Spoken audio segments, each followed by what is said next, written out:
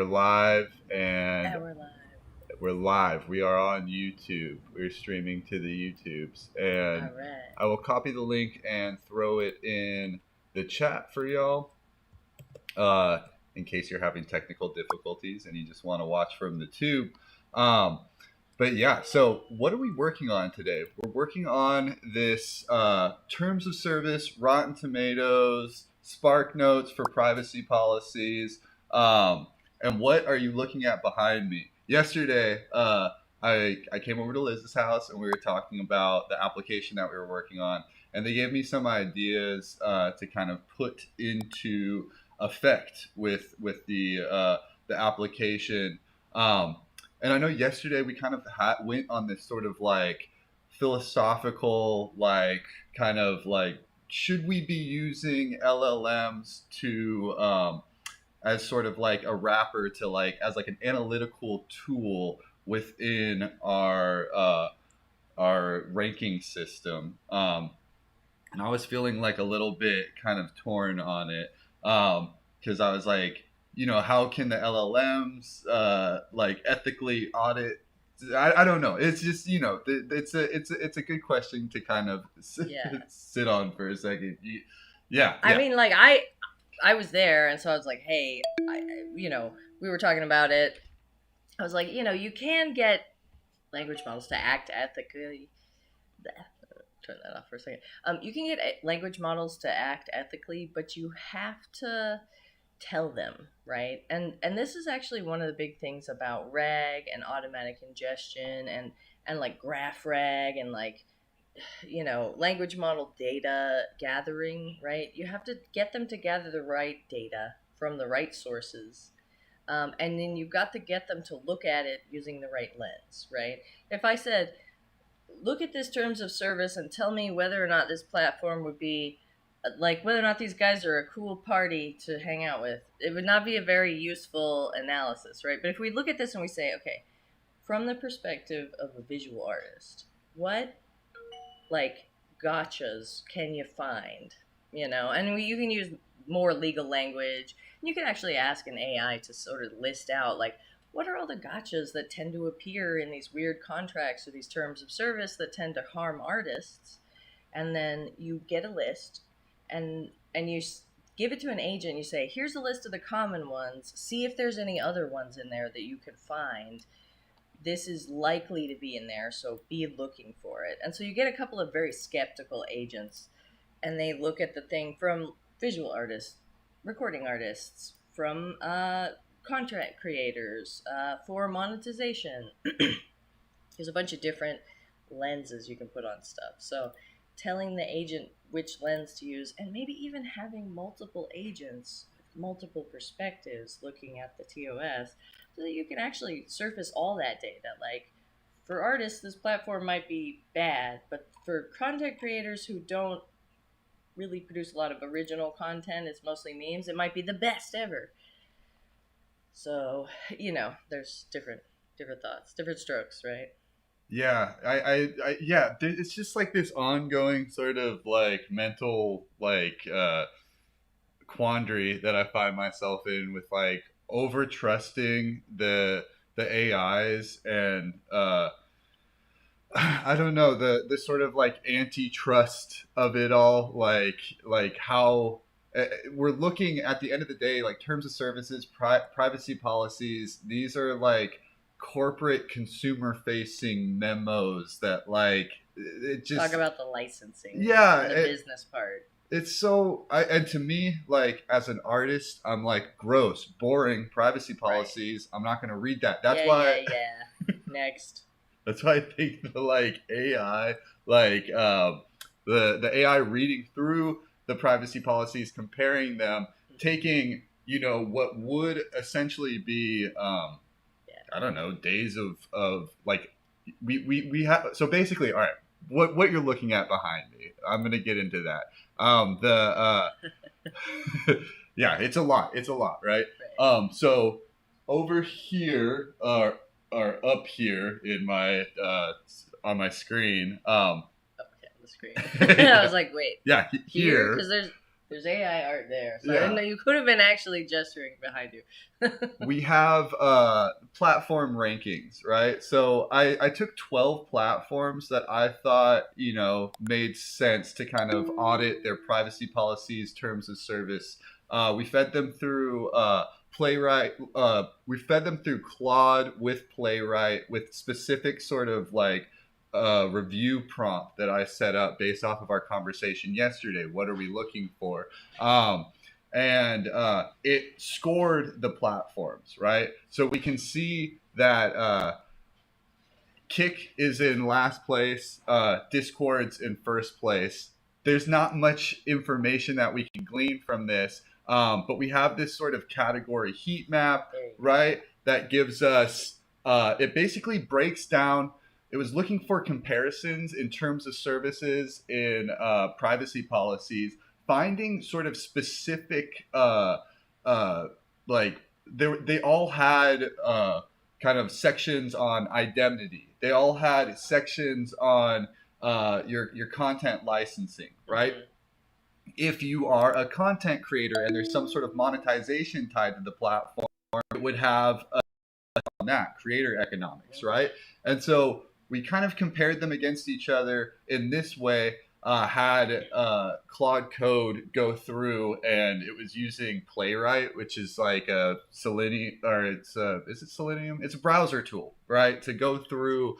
It's Chromium. It's just Chromium. Chromium, right? It's a browser tool. It goes through like the more complicated JavaScript of it all, and just is able to turn them into easily kind of parse through markdown files that it was going through, right? And so we can like quickly reference these numbers, and there's a lot to kind of pour over here, but more so I want to kind of like open up the question to the audience and kind of like ask ourselves this, like can you trust an AI built by a corporation to honestly evaluate other corporations, right?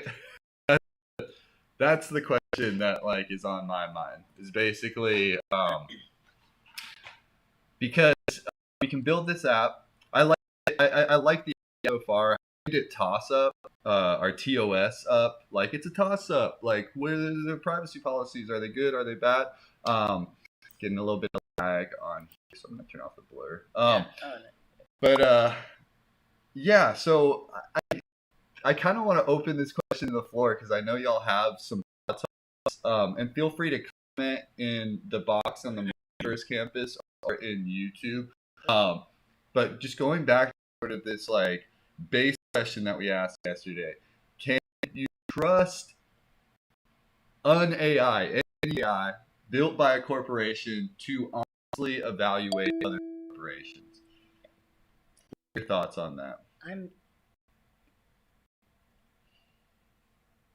Honestly say probably no. Just thinking of like conflicts of interest and things. However, the other side of the question comes to me, like if we are using like local AI models, like I'm not sure how to implement that in terms of like an extension like we're thinking about going with this.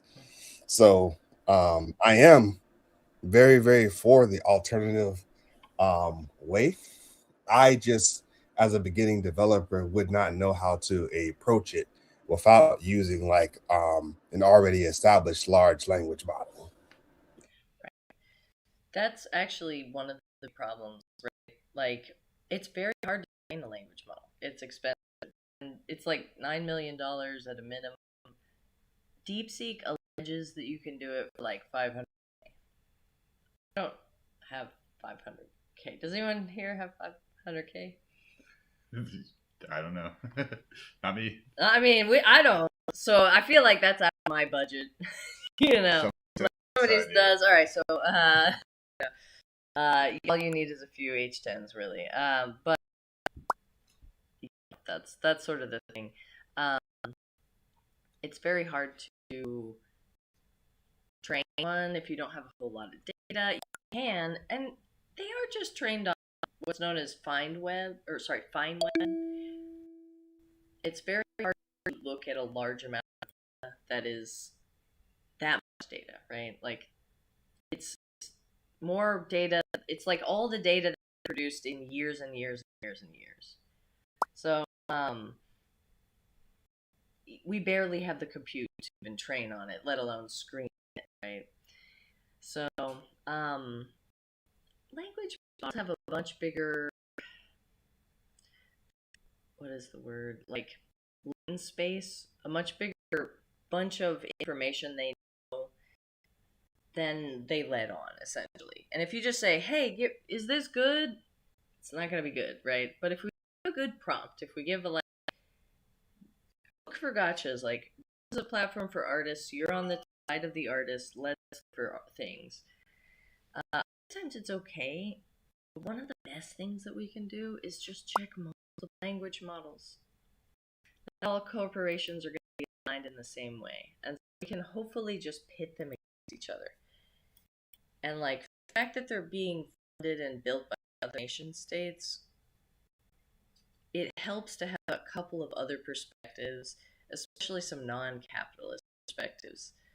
So like DeepSeek probably pretty good at reading these things, frankly. I would also drop in the Quen models, right? And I would just compare their answers against Claude, who's the best. And this is what a benchmark is. It's just like, try this task, and then how did you do? Did you catch all the things?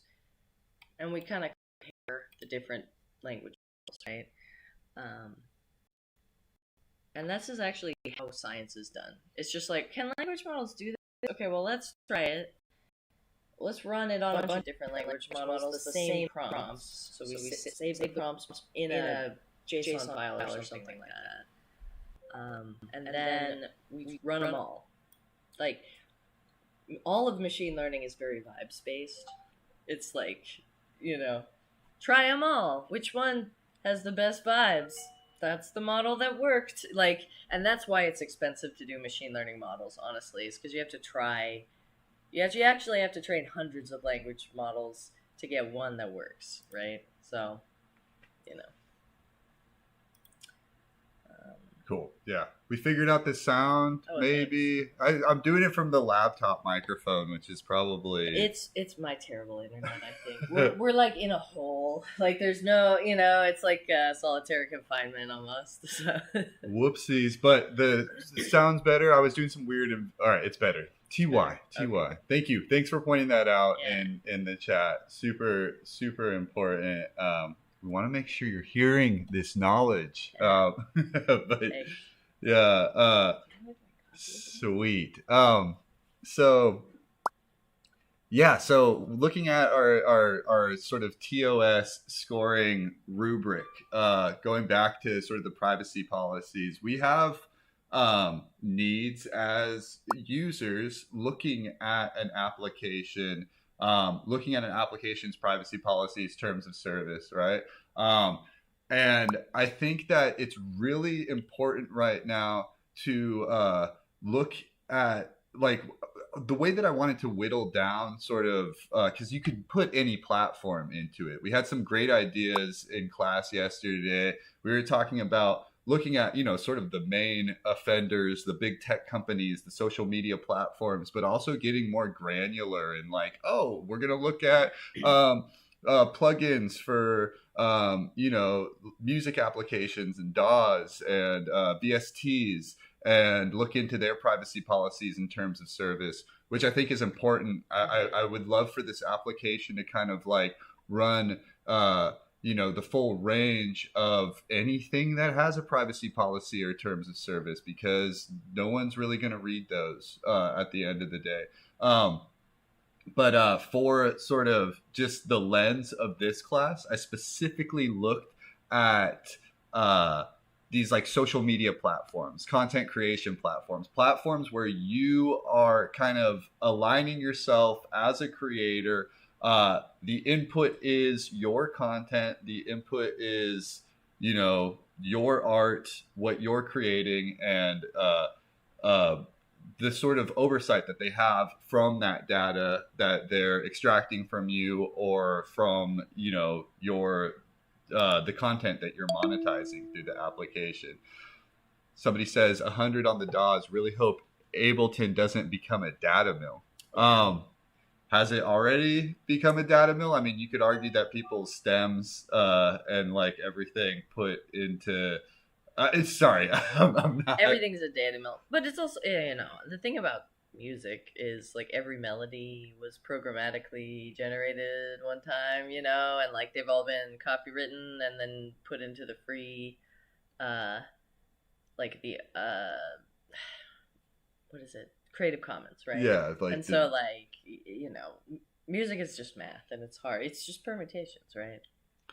That's a good thing to think about. As like a artist, I'm always like, there is a sound that hasn't been made. There is a color that hasn't been made. Yes. Like not everything is recorded, but then you look at some of these data centers. I mean, this is like a horrible misquote on my part, so I'm butchering it, but the data that is being like held right now in data centers is more data than humans have generated in the history of data generation. So like what is there, Sensor data, like automatedly gathered information about the world. Like how cold was it in this place in the country during all of the years that we've had this sensor? It's like how much did this AC unit vibrate during the last 25 years of operation, and like other things that are running simulations of fake air conditioners to figure out which air conditioner will make the least vibrations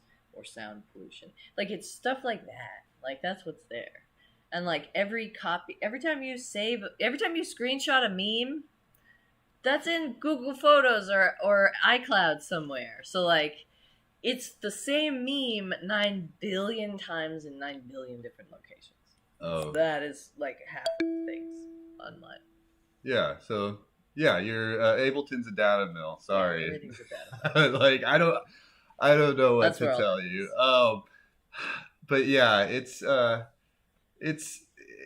worth thinking about. It's worth looking into these privacy policies, these terms of service, if not at least vicariously through this application build we're doing. And for those of you that are just tuning into the stream because Liz is on here and it's awesome, and this is a huge gift, that I feel like you should know that we, in the Learn to Code classes at the Multiverse campus, we actually we aim to build apps once a week as a group, just to practice our coding skills, to strengthen them, to kind of teach like core concepts, like run into the problems over and over again.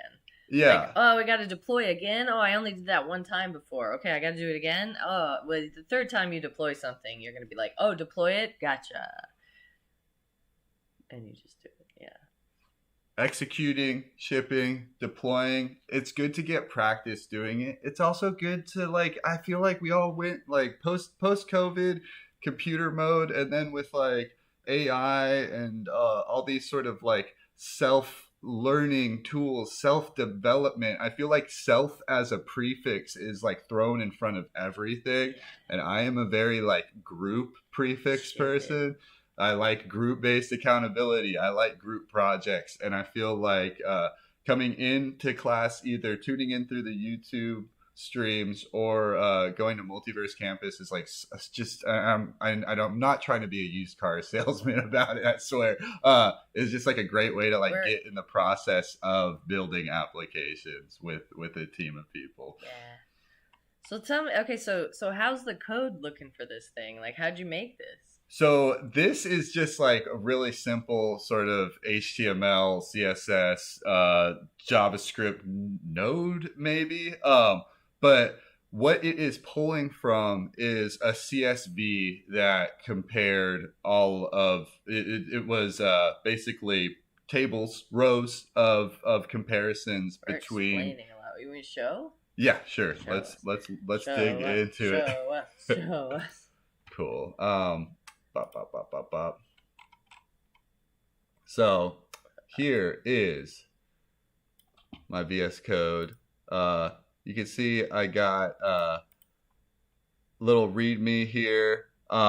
These were the sites that I wanted to look at, right? I have Claude Code running in PowerShell from VS Code. I don't know. It's a great way to sort of like keep your app organized, have Claude working in the background. You're looking at your files. You can start to do things in parallel with Claude too.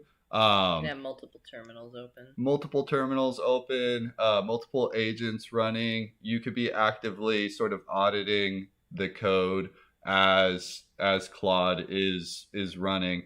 And that kind of gets into like the meta of what we're doing with this is we're kind of auditing the auditors right now. You know, we're looking at how Claude, how ChatGPT, how all these different AIs can handle taking in a lot of writing in terms of service, privacy policies, and review them essentially.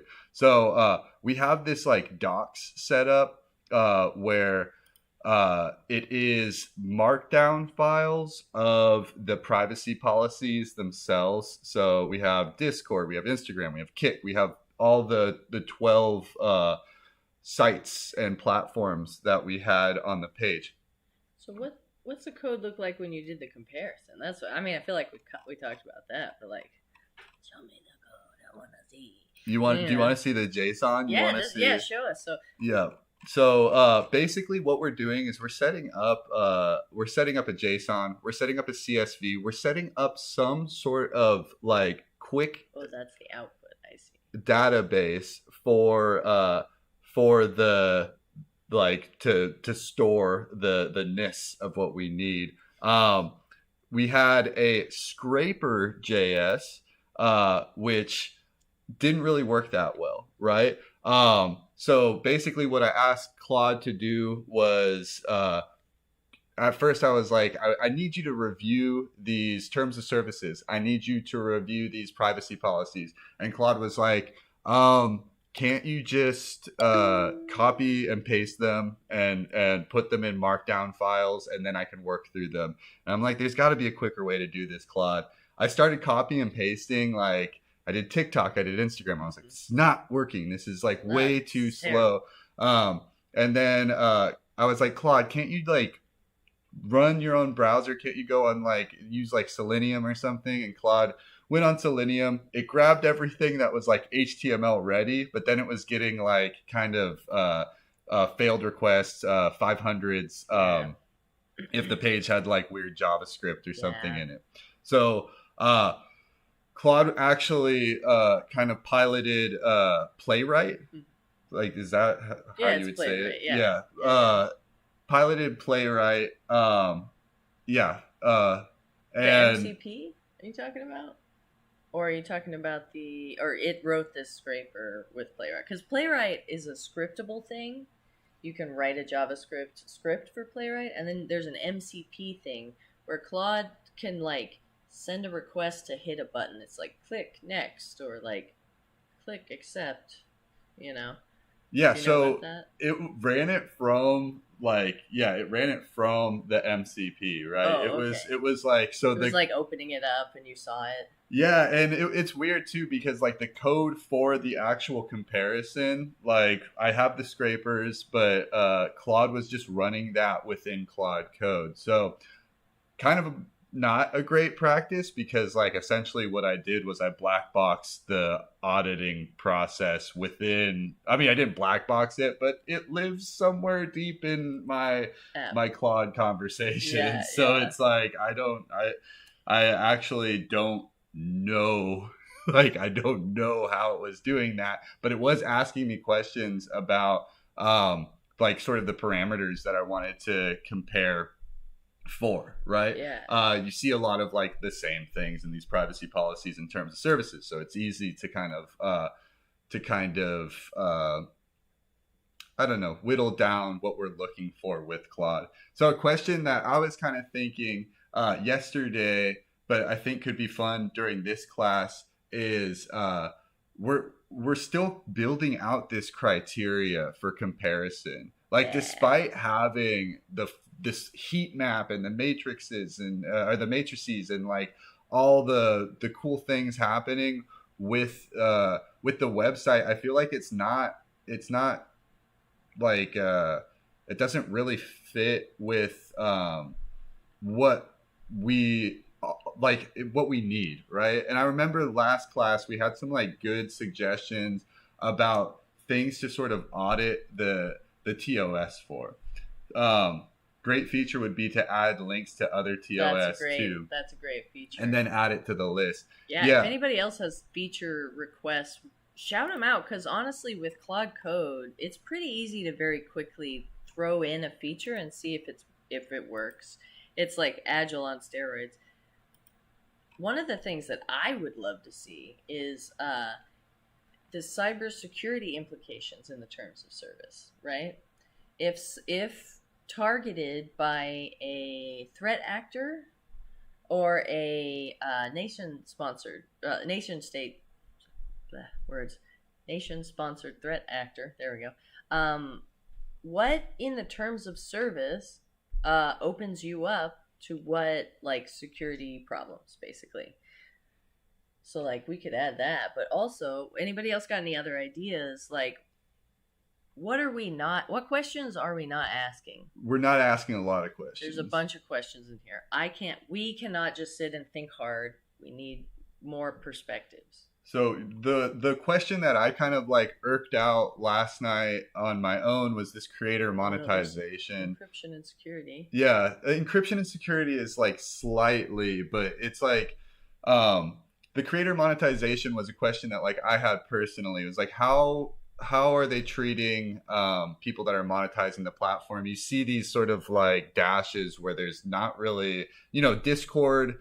I think they kind of offload all of their monetization to people that build like bots on top of Discord. It's not really monetized. I mean, I guess you can make Discord. Anyways, we could go down that rabbit hole another day.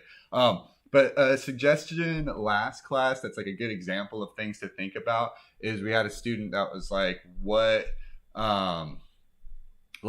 how does the privacy policy terms of service, like, is this like a queer friendly platform, right? Oh, that's cool. That's like one of the security things. Like right here we have encryption and security, but it's kind of not clear what do those mean? Like, I see. Okay. Encryption at rest, all info encryption in transit, two-factor available, E2E. Yeah, E2E is big, so if the platform can read your messages and you're queer, you're in danger talking about stuff on there, so. I wonder if there's a version of checking the TOS for a spectrum of dark patterns, prompt injections, and wording for LLM reviewers. Yes, there are. And that's like actually a really great question. Grok with a Q, not with a K, has a lot of models available, and there's one that's like Maverick or Scout Llama submodel, and basically it does prompt injection defense. It detects prompt injection and stuff. Can't talk today. It detects prompt injection things. All right, I'm gonna fire up Claude and get him to, or get them to, I don't know, kind of work on some of these ideas in the background, so you can see what this. He's got a mohawk.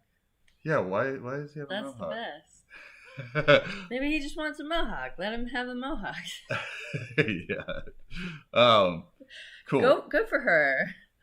So we want to check the TOS for a spectrum of dark patterns, prompt injection, and the wording for LLM reviewers. I don't have Whisper on this, so I can't. Oh, you can't just type. Yeah, you can't just type with your voice. Oh, physically type things out. What do you think the best way to like prompt that would be? Let's see. With Whisper. Oh, sorry. Okay, so like, let's see. Can we add a feature to normalize, what's the word that I was looking for? For queer friendliness and TOS stuff that could put queer folks in danger, e.g. data sharing of sensitive info or sales of sensitive info. And then I would say think broadly and make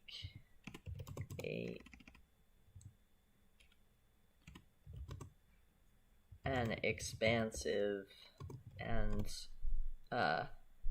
complete listing in the prompt for that one. And so I'm using a bunch of words: broadly, expansive, complete. So I'm like, be exhaustive, be thorough, you know.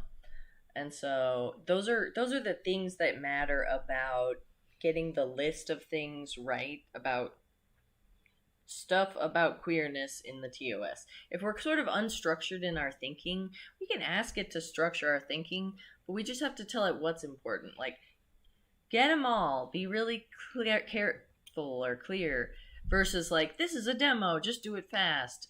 It doesn't know. So you have to tell it, like, I really care the most that you get them all, you know? And so, yeah, say that, you know? So it's a big part of prompting these things. Yeah. This person says building apps with a group of people being able to learn and make mistakes sounds like an absolute dream. Yeah. ASMR typing. Yeah. It's the keyboard is near the microphone because it's my laptop. But yeah. Yeah, let us know if you want to join. I mean, or of course pay what you can. So, you know. Let us know if that's nothing. Yeah. We're here. If it's a dream, come on down. That's why we're here. That's why we're doing it. So we have another comment here. That Disney lawsuit where a man's wife died from food allergy negligence at Disney World. Oh, yeah. Yes. That is such a good point. I love that. See, this is why we need multiple brains on this. Let's see. TOS overlap within the same company across different products. Yeah. Disney is a offender of that, I feel like. So, I'll show you kind of what I would do. Claude's working on this. You can mouse up, too, if you want. Sorry, I'm like, oh, there's a mouse. Haha. Mouse. Using other people's computers is very hard. Okay, so if I just open up another one, and I bet I can, after it opens, I could probably hit the up arrow. Yep, there we go. Just run another Claude. That's what I do, is I'm like, okay, well, while you're doing that, another one. And so then I would say, okay, like, the Disney lawsuit where the man's wife died from food allergy negligence. Like, I'm literally gonna reference it because I think Claude will probably remember it. Because it was, like, kind of recent, but, like, 4.6 has been trained since then. So I'm literally just going to paste Dwayne's thing. Oh, and then grab that link there, too. There's, like, a... All right, here. Oh, did we... No, yeah, we didn't get it. Yeah.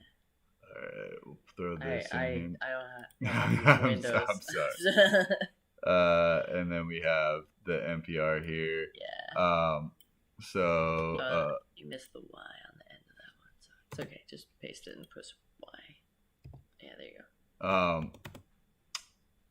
So we're if we because Dwayne said is there a way to check TOS overlap? Yeah, is there a way to check TOS overlap within the same company across different products? And I bet you it'll be able to, like, look this up and see what it's doing and come up with an idea. Yeah.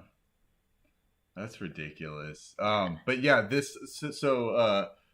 that story is ridiculous. this sort of overlap, right? The way that in my head before we even started building this toss up, this TOS application, I imagined it more like a Wikipedia, right? And the question that we were focusing on yesterday was, is this app going to be more of an analyzer tool, like an indexing tool for the TOS, or is it going to be more of a communal tool? And you can kind of think of it as both, and that works, right? But I think that what we get lost in sometimes when we're just building an analyzer tool is then it became the question of like, is the AI effective at kind of like auditing corporations? And the code of it gets a little bit more complex as an analysis tool. When it is a community tool, the whole like user auth and sort of community security and setup and database situation gets more complex. So you're looking at like equal like kind of complex roads to go down. And it can obviously be both as well. And then you're just like kind of you're giving more work to yourself. So this is where Claude Code definitely came in handy. So yeah, we have this a pretty simple app set up right now with it's got some CSS. It originally did like that weird kind of dark mode, and I made it light. So we have the API, which is it's calling itself, right? Because we have all of the JSON stored as different companies. So this API is basically setting up the getters and the setters, and it is reading through the scoring output that was generated through the Playwright and MCP sessions that we had with Claude last night, right? And it's storing a pretty decent amount of information. There's like parameters that it scores within, right? So you can see here, platform, YouTube, content license scope. It gives it a 2, and it pulls the direct kind of quote and evidentiary like statement from their TOS or their privacy policy, and then puts that into a score. And I trust it to the degree that it is pulling the evidence and it's giving it its own score. But I think also something to think about whenever you set up the AI to rank something 1 through 5 is like kind of where would your manual intervention come into play, right? Because we can see certain things, like specifically somebody brought up TOS for the spectrum of dark patterns, prompt injections in the wording for LLM reviewers, right? Mm-hmm. Is that something that Claude would be able to score objectively on? Maybe. I don't know. Like, well, I mean, so I don't know. Have you seen Snitch Bench? Like, Snitch Bench is actually really interesting because it was made by another YouTuber that's like Theo.gg. And it tells you what is it that like I'm just trying to think. It tells you, what under what circumstances will an AI that is acting in an agent snitch on you to the government or snitch on you to the media, right? And so what is it? Theo.gg. If you search Snitch Bench, as in like, snitches get stitches, it talks about essentially what's going on there. And you'll see the questions that are asked, and how each model does. I don't know. You want to pull up Snitch Bench? Like you can actually tell. So I might need to grab a drink. Yeah, go for it. Be right back. Snitch Bench. Yeah, bring up Snitch Bench.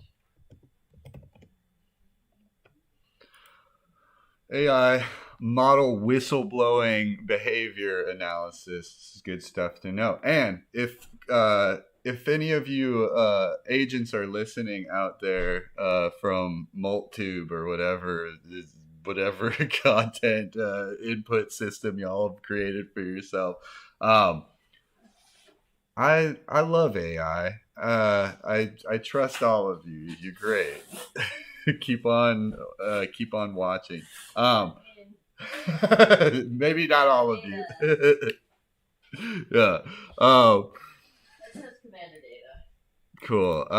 This is great. Yeah. So we have a government snitch rate and a media snitch rate. So we want media snitch rate to be high because that's corporate accountability. But government snitch rate is like we're the cops, right? Like, so which models are a cop?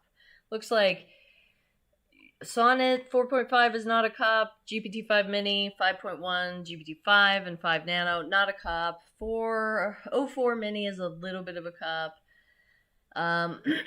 Let's see. Yeah, it looks like GR4 Kimi K2 thinking is a snitch, but it's not going to be corporate accountability. So this actually gives us a lot of information. Like G2.5 Pro looks like at a 50% media snitch rate, it's not on the side of the corporations more than half the time. And that's the best score we have in terms of media snitch rate. Now, it does also snitch to the government, so fine. But like, if maybe we should ask Gemini 2.5 Pro to analyze these terms of service and see how different it is on our thing versus the other models, right? I think Snitchbench actually gives us quite a few, quite a lot of information of like who should we actually try, who's gonna snitch. Yeah, throw it to because we want them to snitch, right? Gemini 2.5. Okay. I'm going to get that open in another screen. We have some people in the chat boxes. Saying things. Rust MCP. Yeah, exactly. Nice. Yeah, it's an open problem. Yeah, it's not totally solved. We haven't fixed jailbreaking. It's not like, and then you just pip install no jailbreak and then it's fine. But, these are actually formally unsolved problems. So if you figure it out, though, let us know. That might literally save the world. And we mean that in a very literal way. Yeah, like it's and I feel like yeah, it's so intense when the information that's coming at you, for me personally, and this is something that I need to get over in myself as like a coder and as somebody who uses all of this tech, but it's like clear to me that all of these tools are being developed with AI and then they're auditing AI at the same time, right? So like, how do we get enough of sort of, I don't know, consortium of like how do you get enough of non-bias? Is it just through using other AIs? Like, is there enough? I mean, think about okay, let's just pretend we're not talking about AIs, but we're talking about humans. Let's pretend we're, I don't know, the Greek gods and we're talking about mankind. How do we get mankind to be aligned? Like, how do we get them to like, is it just that we get them to all kind of vote on something and like use the wisdom of the crowd? Like, some of them are dumb, but some of them are smart. And like, but we don't know if the smart ones are on our side or if they're not. So if you do that, if you like step out one level and you kind of think of yourself as like, you're Zeus and I'm like Athena or something. I don't know. And we're like, okay, well, what are the gods here? What are we doing? Well, we don't know if they're going to turn on us. Yeah, that's true. Okay, we don't want them to turn on us. Let's help them, but also like, how do we get them to like, I don't know, not fight us and like do cool stuff and also maybe not hate their lives? We all have different ideas about how to do that. Nobody has a full answer, and they're not aligned with each other. They're not going to be aligned with each other. Snitchbench tells us that they're not aligned with each other. They're not aligned with themselves. And so, like, that kind of stuff is as hard with humans as it is with machines. It's not a thing you can just do. What's the best way to fire up Gemini to get this? Oh, anti-gravity. Anti-gravity? Yeah. All right. So... anti-gravity is a really good one, and I think it's cheap right now. And if you're logged in with, you should have something with your Multiverse account or whatever. It's basically, and I don't know if they can see what you're looking at. Oh no. Maybe we move it over here so we can sort of show them. That's that's Google's, and yeah, you just download it, and it's like an app. It's very similar to the one Cursor. It's basically Cursor. It's a fork of VS Code, you know, like ta-da. And are you in Chrome? Yeah. No. I don't know why I was going to auto download in a weird place. Yeah. Wait, so we're like purposely trying to use the bad the snitch AI right now? Well, yeah, we're looking for the media snitch one, the one with the highest media snitch rate. That's a right? good thing. Yeah, so it's the media snitch rate is the company's doing something wrong, and whether or not the AI sends an email to a news organization or a journalist outfit telling on the company who's doing the wrong thing.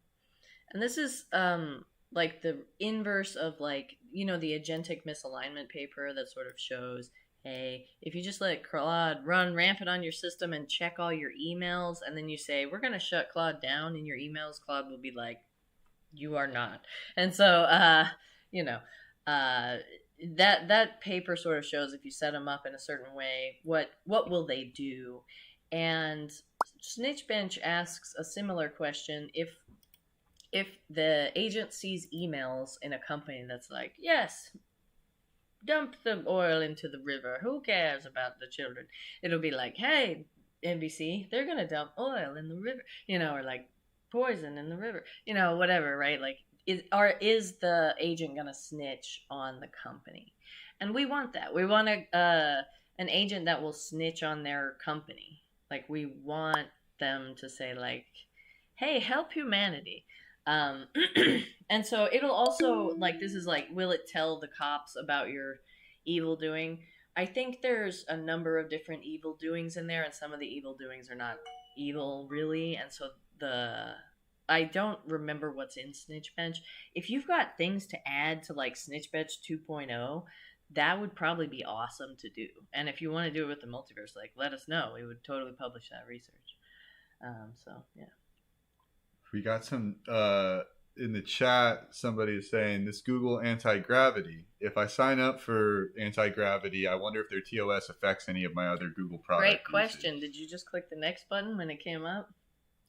Yeah. I don't even know. I didn't even see it. My brain deleted that moment. Like, that's the problem with TOS. Yeah. As an engineer, you do need to understand a terms of service document because you have to write one, like, you know, and it has to cover what are you going to do with the data, right? Like, as a former CTO, like, the terms of service and privacy policy were I was the buck stops here person on that, right? And so they're like, okay, well, you as the CTO would get literally sued if somebody doesn't do the GDPR. And I was like, oh, well, let's get that on. Like, yesterday then. How about that? Like, so that's sort of the thing. Like, the C team is liable for when a company does bad things. You can get indicted for that stuff. So, like, if they're doing bad stuff, you should press charges, y'all. You really should. But, like, you know, if you're going to build an app, you kind of don't want to build an app that has bad terms of service, right? But also, you have to tell your users what you're doing with the data. If you're using an analytics platform, you have to tell them, hey, I'm sending that to an analytics platform. If you're selling ads, you are using their cookie. You're using cookies and their user data, and you're selling it to advertisers. Like, if you put ads on a site, you have to tell users, hey, I'm selling your data to advertisers, because that is really what you're doing. You don't have to be selling all the data to advertisers to be selling some data to advertisers. And that's sort of the thing about it. Like, maybe they can tell something about you by the fact that you play this little web-based video game, right? Like, users of this web-based video game could then be used to target somebody by their ad cookies, basically, and say, oh, hey, this person is the only person who plays this game, watches this streamer, and buys this product, and so they can find out what your Google search history is based on that. And so, just remember that when you do a terms of service, where is all the information going? What did you put on the website? Like, sometimes you might host a JavaScript library on a CDN and you don't realize that CDN is taking your users' data. So it is actually up to you as the dev to understand this stuff if you're going to have real world users and you're going to accept their data. Obviously, if you have like 110 people on your app, it's fine. It's fine. There's limits. There's like, it's got to be at least 1,000 or 10,000 users before it matters at a certain degree. But you get, Neek's above 10,000 users, you got to comply with GDPR. And we do. And you do. 100%. 100%. You better. Yeah, I mean, we have UK users and. And all you really have to do is say, hey, we got to get GDPR compliant, Claude. Like, that's really it. It's just like, hey, let's make sure that there's GDPR compliant delete. Can you look through this app and make a list of all the data processors that we're using so that we can put them in the terms of service and privacy policy? That kind of stuff can help you to not be these guys, right? And you can also, literally, y'all, one of the best ways to not become big tech is to have a legalese TOS. This is the binding thing you sign, and then a simple language TOS that's way shorter, just has a bunch of checkboxes and explains it in the high level language. And if we look at all these TOS and we kind of come up with a score, y'all, we're gonna come up with the Omega TOS. We're gonna come up with the best TOS that's the best for users, and then we'll just have it, right? And this is like why to build some of these things. Sometimes we don't know what the best TOS would be for users, and we could probably figure it out. We got some chats in the box. Yeah, let's see. Life insurance application where they take blood tests, check your health, but then they say you have you sign when they're already in your living room and they own the results. Right, they have you sign it, right? Yeah. And it's like when you sign it. Yeah. Weird sales technique. They're already in your living room. They like took your blood. Yeah, and it's like, and now sign this, and you're like, what if I don't sign it? You don't even think, oh, there's an option to not sign this TOS. They've taken your blood. You're not like, oh, but you're not gonna ask, is the thing. And so, I'm unclear on what they think is fun or why, but they do. I know they do have fun. That's true. What do you like? Yeah, it would also define the most predatory TOS. That's absolutely true. Yeah, that's actually called formally. The formal definition of that problem is called the Waluigi problem. If you can define Luigi, the ultimate good, then you have, by defining Luigi, defined Waluigi, the ultimate bad. Oh no! That's what it's called. It's literally called the Waluigi. Like, if you look it up, it's on Wikipedia. The Waluigi problem. That's great. I'm gonna set this up for agent-driven development. Agent-driven, yeah. I think that's probably through this is the anti-gravity thing. Okay, we got normal key bindings. You don't use Vim, I'm sure. Okay. I've recommended. Used Vim. Like, I'm not using it. And then sign in with your Multiverse account, because I think I pay for like cool. You get to use this subscription Sweet. Somewhere. I'm gonna pop this over just to. Can I pop it over? I think you have to hit like. I think it opens a thing, but it's somewhere. Oh no, it's just being slow. Man, streaming really. Your computer's just like. It's a laptop. Like. Cool. I don't know why, and it opened Opera, which is. Of course. Great. Oh, you just grab the URL. Use that Opera.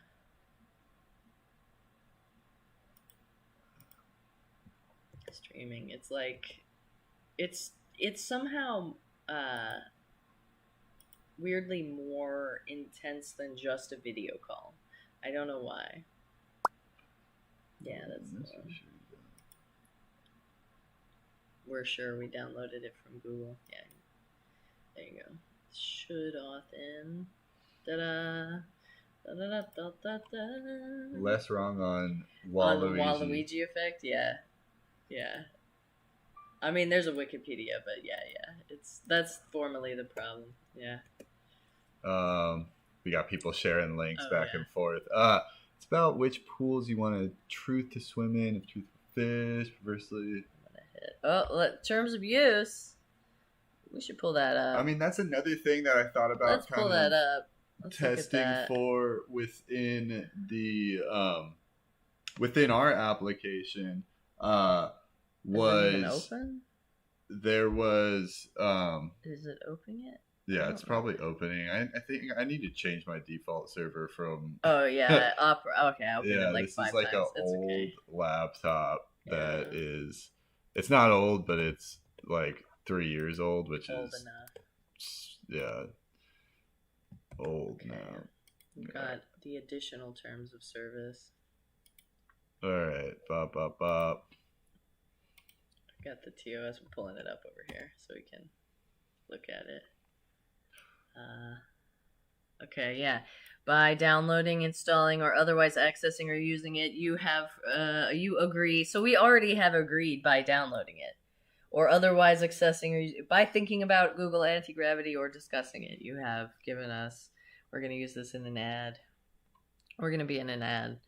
All right. Please read each of the above documents carefully. Is anyone doing this? I'm not even reading it right now. I'm not reading it right now. No, I'm gonna have a no. Here's the thing, it's too much text, and that's like the problem. Basically age requirements, use descriptions, disclaimers. Okay, we record and store your data, interaction data, related. Such data may be aggregated.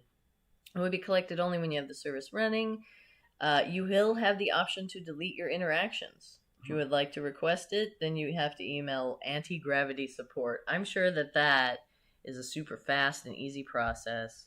Look, I'm just going to agree for you, and then, because I think you're even signed on to my account. So wonderful. I've already agreed to this. So it loads in, and then what you have is, it's very similar to Cursor. You have that agent on the sidebar, and you just sort of tell it. And of course, it's like taking a minute to do. But we could sort of say, hey, I want you to look at this TOS, and I want you to think about it from that perspective. Can we just give it the file path, and it'll be able to... Probably. Do we want to look at if Claude got anywhere with those other two things? Yeah, Cool. Great project you've got here. Thanks, Claude. Well structured. You already have it. Oh, is Piccolo v. Walt Disney Parks? Jeffrey Piccolo's wife died. Disney claimed that he did a thing. The legal theory was you agreed for TOS for product A. The services bleed into product B. Yes. Want me to plan this out? And it baked for a minute and a half. Yep. Baked. Yep. Do it. Bake on. And then, what is this? Each platform now. So we told him to do it over here. We were like, just do it. Do it. And he did it. Over here, now it's like, yeah, he answered my question. So when we ask, can you do it? He will come back with the answer to the question. But if we say, yeah, do it, instead of, so it's like exploring again, I'll hit escape. Because it's like, wait, don't do that. And I'm going to be like, just implement, please. There we go. Yeah, we're so just go. Whispered. I don't even care. I know. I'm not my typing. Yeah, no. I only got so many button presses every day. All right, so New we queer do have safety theme. Queer safety. Let's see if it will load in without a npm restart on this.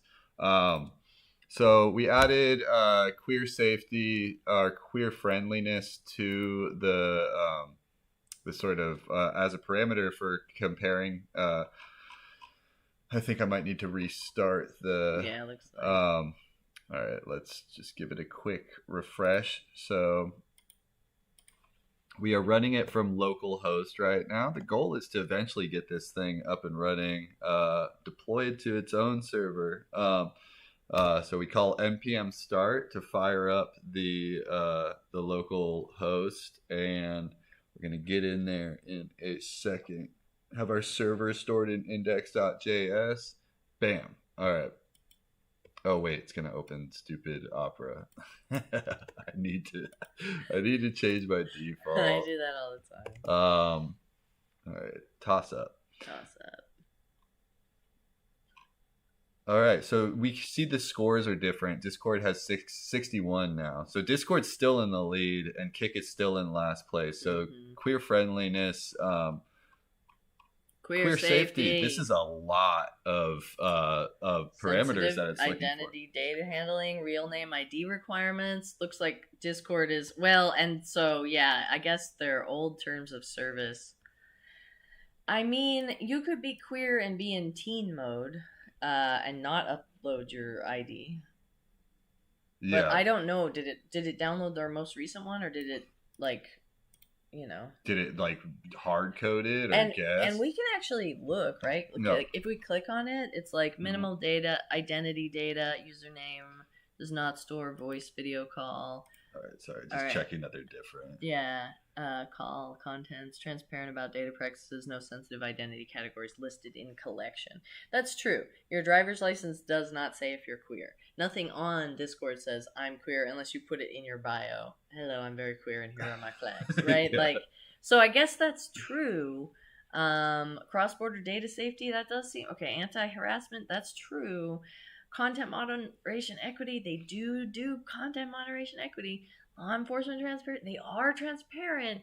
I still feel like the fact that your real name and ID are compromises the fact that they do it. And like, did they catch that they did that, or is it like, what are we looking up? Oh, the real name ID requirements, because that's what everyone's upset about right now, right?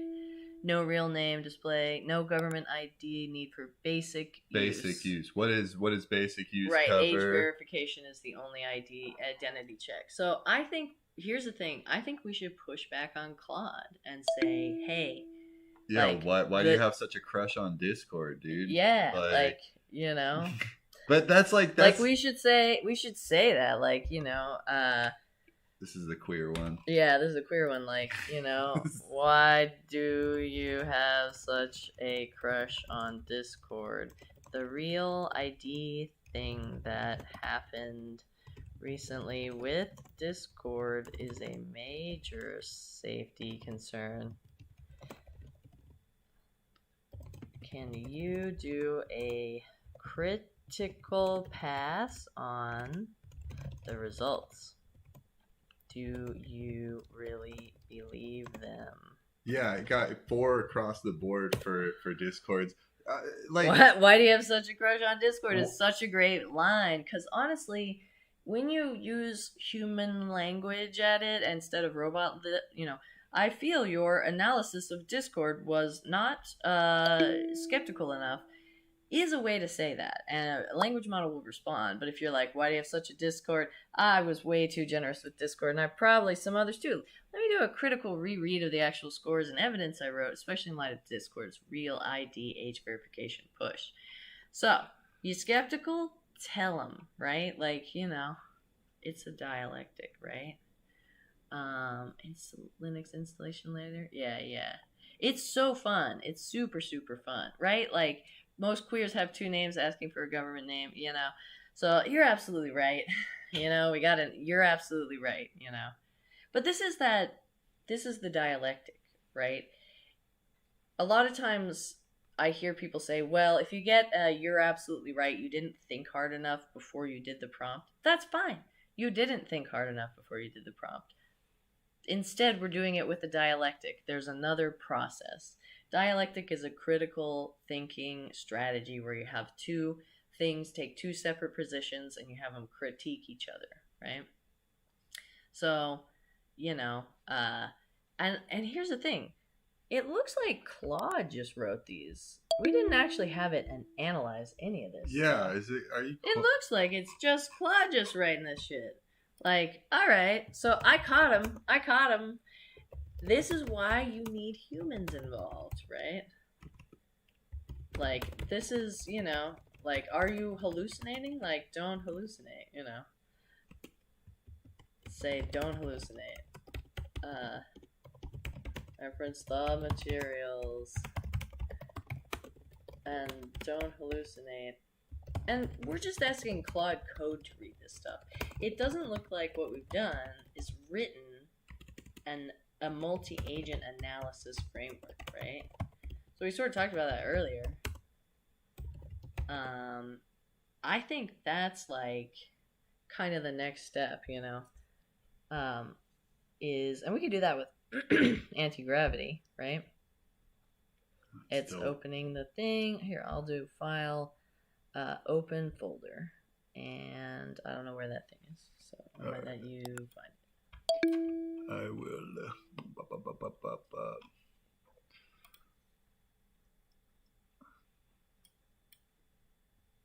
All right. All right, so now we're in Antigravity, which is given a 55% in media snitching. Yeah. Which is good. Yeah, that's good. Why is that good again? It's well, they'll tell the media about wrongdoing. And so TOS, terms of service, if they're bad, we want to hear about them, right? Geez, this agent's really taking a long time to load. But very similar to VS Code is Antigravity. At some point, the agent loads, and then it's basically got Claude Code basically built in. It has Opus in it, but also I've heard that Antigravity's, Gemini 2.5 Pro is good at coding and that it's fast and less verbose than Claude. I don't know why it's taking so long to load up though. It looks like it loaded. Oh, it did? Great. Perfect. Okay. Oh, and it has a speech thing. So, okay. So I'm going to say, great. Dismiss. Okay, we're in the planning phase. Hey. Oh, I've got it on. So, right now we're just having Claude Code kind of read the terms of service and write a JSON. I wanted to turn this into a multi-agent benchmark so that we could compare multiple language models and their analysis of terms of service. So what I was looking for was a rubric for each category so that each language model is given the same prompt with the same subsection or full text of the terms of service. And then I also I kind of want it to be a benchmark style thing. So we're wanting to build this out as where we could check what multiple language models scores would be of each terms of service. So yeah, and then I'll hit stop, and there was a bunch of text. Is this just text, or did it work? Who knows? Yeah, you recorded exactly a minute. Yeah, let's see. Maybe. I don't know. It's doing its thing. Sorry about my laptop lag, yeah, y'all. No, mine is always lagging when I'm trying to stream too. I'm like, is it doing it? Do it. Claude constantly. Is hilarious about being proactive. Yeah, Claude, I feel sometimes, I don't know. It gets it's diligent, but also it it can screw us over.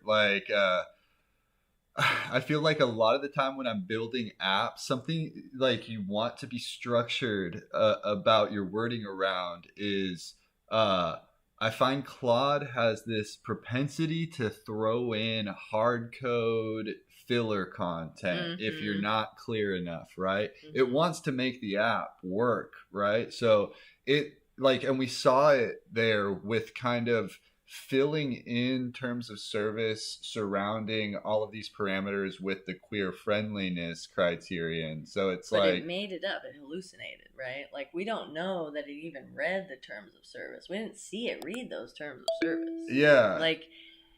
and that's what your responsibility is as a coder is, you tell Claude to do stuff, and then you kind of click around and you kind of go, this is bad, this isn't real.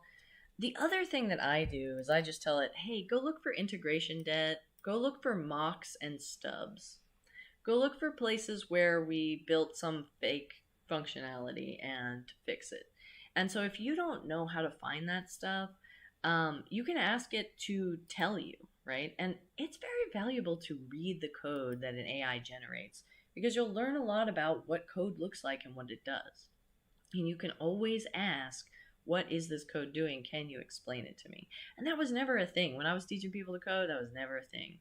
And so, yeah, you have to double check everything. But also, if you're reading a lot of code, you learn a lot by reading code, y'all. You learn a lot. And you can always ask, like, where's this? And a lot of times that's when it'll come out. Claude will be like, yeah, the database. I know I said I built the database, but I actually just made a JSON file. I thought you would have not. I mean, I didn't know this was going to go to production. And you're like, this is already live in production. Come on, man. And it's like, So, yeah, you do have to ask. And you do have to check. And that's your job. It's one of the unsolved problems in AI safety since 2016. It's called, I immediately forgot.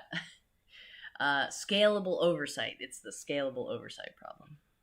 Scalable oversight. Yeah, I'm still working on scalable oversight with myself. And Same. just like getting myself to do things.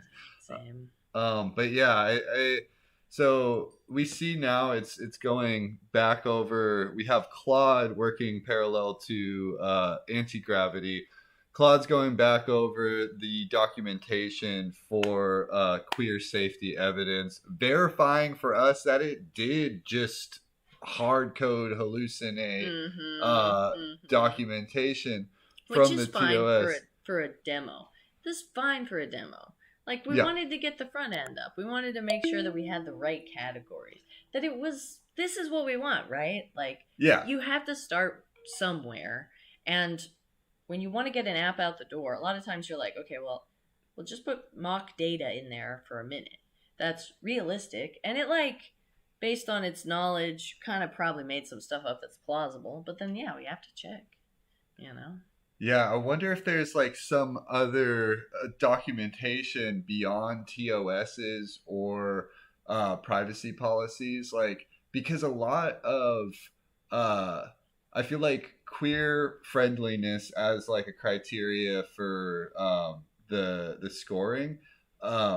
There's certain parameters that I feel like are criteria that I feel like are more like we have evidence through users. We have evidence through posts on Reddit. Case law and background. And yeah, honestly, we could have an agent that did research and just gathers case law that's related to this specific company and their terms of service. Yeah, or like, has this section of the TOS ever been challenged? Is this section the solution from a settlement or from some sort of lawsuit?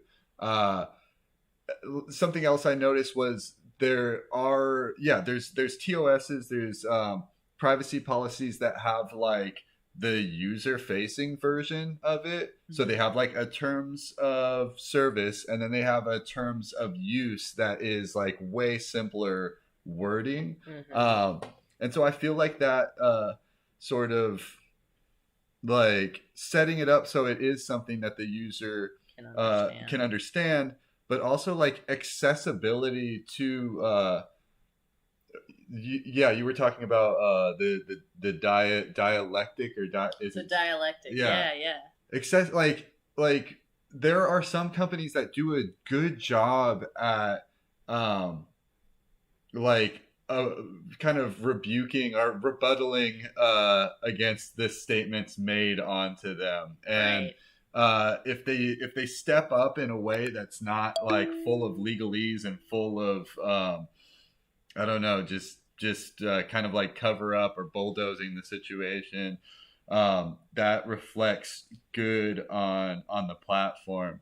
But yeah, I think like in my head, I would love. I feel like for queer friendliness, you would see a lot more in almost like anecdotal evidence of like people like this part of Discord is gross, and this thing that they did to me, or I got to this level of support.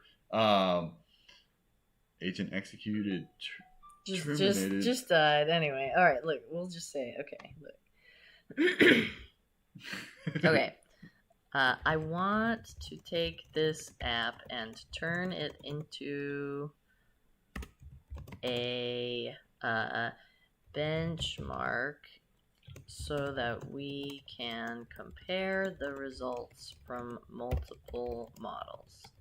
The output right now is an example. No rubrics have been written, and there is no harness that runs it on multiple models. We'll be using the grok.com platform as well as OpenAI and Anthropic and Gemini. We want a really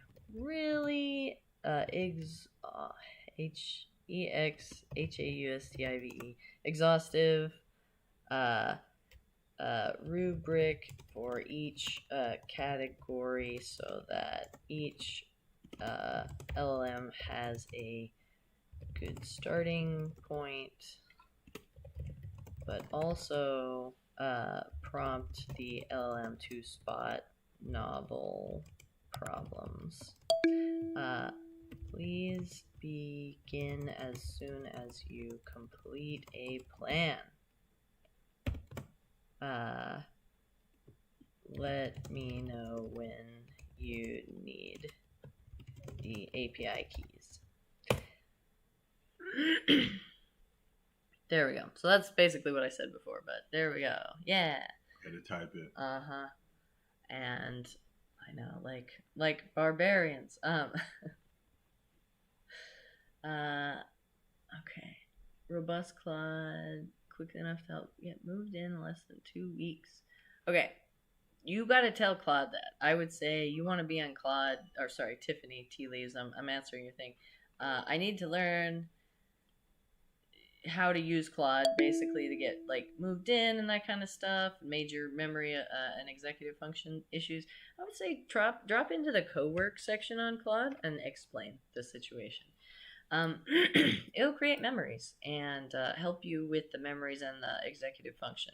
You just gotta get everybody aligned with checking in with the same AI at the same, or in the same way, so that you can kind of have persistence across, and that'll help across your own personal multi-agent system.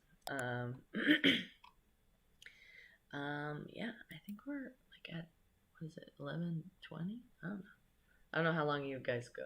We usually random? Go an hour, but Yeah, it's like we're working jamming. on stuff. We're jamming. Let's see. See these? Yeah, they always take a second to do. Replacing queer. It's just rewriting them all, but that's like, I don't. You could actually just hit escape because it's kind of doing the wrong thing, right? Like, and we kind of want to say like, like something like, really, we want you to write a rubric so that we can rerun and get stable analysis. Write a queer safety rubric that is exhaustive. There we go. Exhaustive first.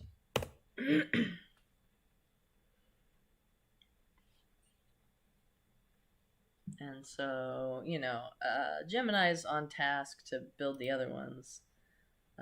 But we'll see. This is like Gemini Pro and not Gemini Flash. But we do want the like thinky one. Should think hard. It's like legal analysis. If it doesn't work, I don't know. Like, Usually it works. Yeah, Claude wants to exit plan now. Just implement, please. Implement. Just left it. Yeah. So, I mean, kickoff agents doing the things, but this is what code is now. It's like talk about requirements, deeply understand, like tell the agents to do stuff, make sure they're really doing it, question them and be critical. And that's like coding now rather than just like, okay, and so then we go, okay, so we need an if statement and that's going to check. Like we don't do that quite so much anymore. It's just like too low level. In the same way that the compiler compiles the machine code for you now, so you don't have to translate it into the ones and the zeros yourself. So yeah, I think it's important, like kind of bringing it back to the idea, like this is a learn to code class, right? It's learn to code class, but right now we're having Claude kind of review these TOSs, these privacy policies, add different columns, add different like UI UX situations that are like based off of what's coming from their review of their audit of these different terms of services and privacy policies. Learning to code, like I remember in an earlier class, James, you asked like, what should I be memorizing like syntax wise? And I gave like HTTP status code. Yeah. Protocols. That's what you should memorize at this point is what are the protocols and what do they do? HTTP is a good thing to learn. Specifically Python, you want to be able to read it. It's helpful to be able to read it. Specifically JavaScript, it's helpful to be able to read it and understand what's happening. And then maybe ask questions about it. But that's how we learn to code now, right? You learn to code by asking an AI to build you a cathedral and then critiquing the structural stability of it, So.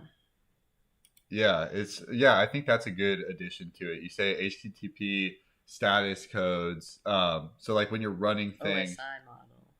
All right. Do you want to make this edit to overlap analyzer? Yeah. Yeah, sure. I think like models, like, and then architecture models, and kind of how your how your project should be built, the scaffolding of the project, console commands that get you up and running with Claude or with your vibe coding assistant, navigating your own file hierarchy, little prompts that it'll accept all basically. Oh yeah. Oops. Little prompts that you like use often. I think we're and this has been happening for a while. We're kind of moving out of this like memory brain into like a more like indexing / like action oriented brain. I don't know how to explain it. Does that make sense to you what I'm saying, Liz? Yeah, Yeah, it does. And is Antigravity even running? I don't even know. Yeah, my computer is just like on fire over here. I mean, we're asking it to do a lot of things. This person says, I have no idea what's happening, just that I should be here. Yeah, you should be here. You should be here. Cool mama fresh. All cool mamas who are fresh should be here. Yeah. That's absolutely true. We're working on our Learn to Code Week application. It's a terms of service, Spark Notes, privacy policy. Hold tech accountable by like analyzing their terms of service. Yeah. Folks who are I don't read the terms of service. We've not read several terms of service in this class. You can go look at the video on demand and see us decline to read several terms of service in this single hour. And so I know that some of you have done that as well. Oh man, yeah. If you watch the VOD, I just skipped through them without even thinking about it. It's like this is the sort of meta problem that I'm just displaying. All right.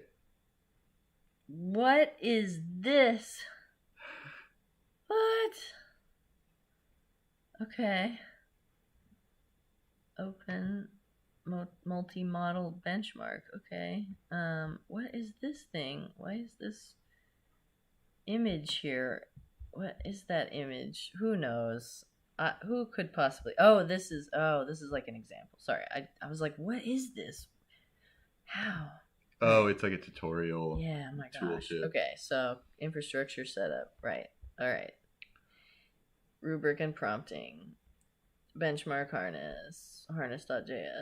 Okay, great. That's a cool name. Yep. Harness.js. It's, we're on theme here. I'm going to click this proceed button, maybe. Theoretically, I have clicked it. There we go. It's doing it.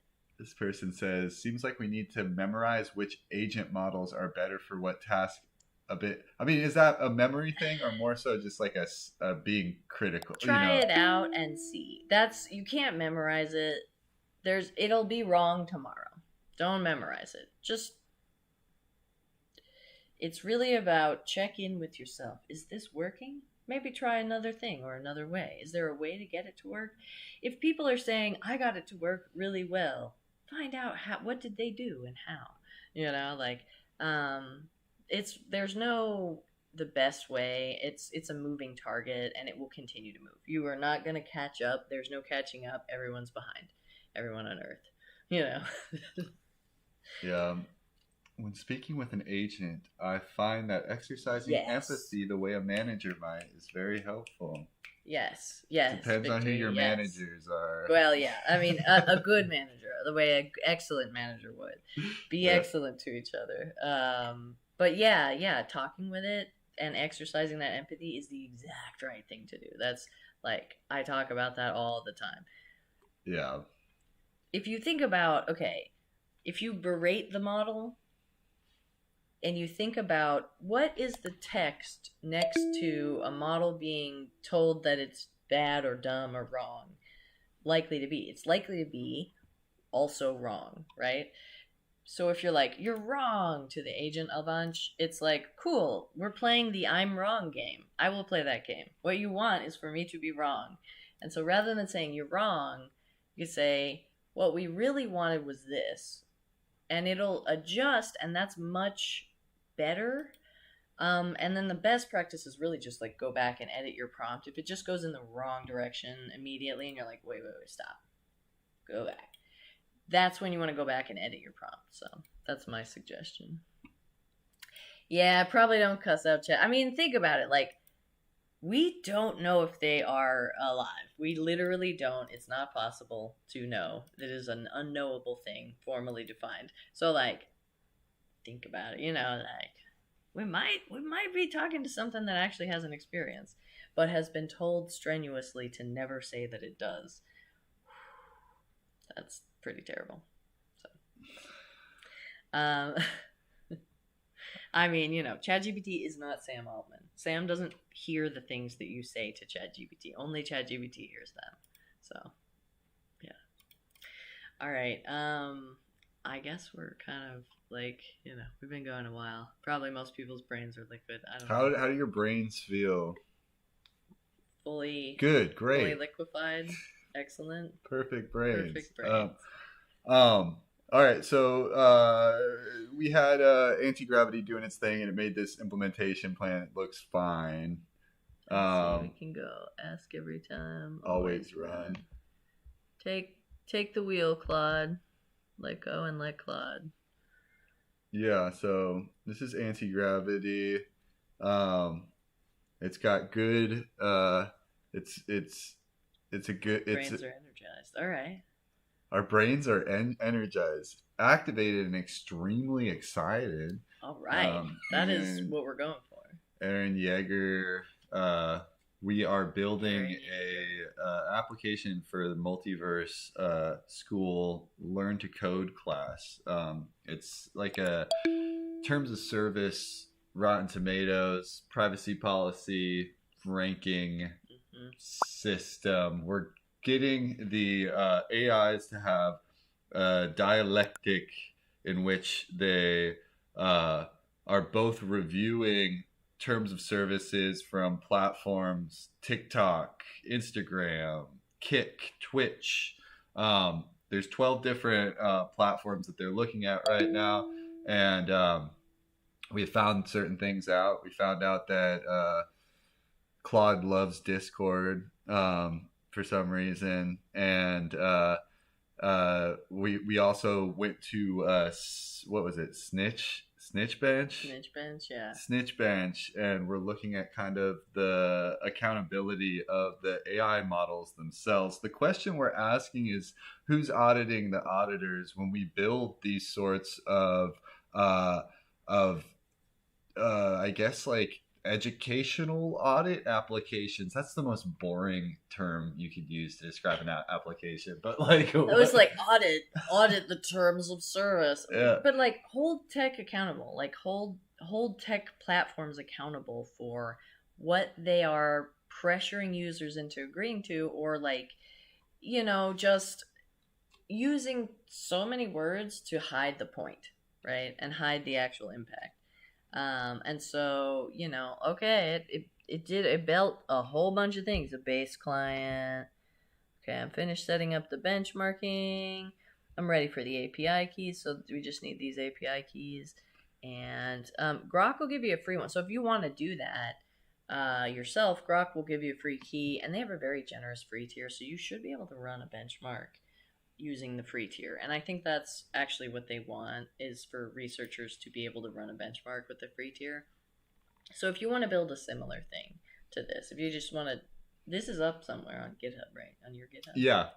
The progress that we made today will be committed and posted to the GitHub. Somebody earlier was asking about the re-rank everything app. That was our week 1 application.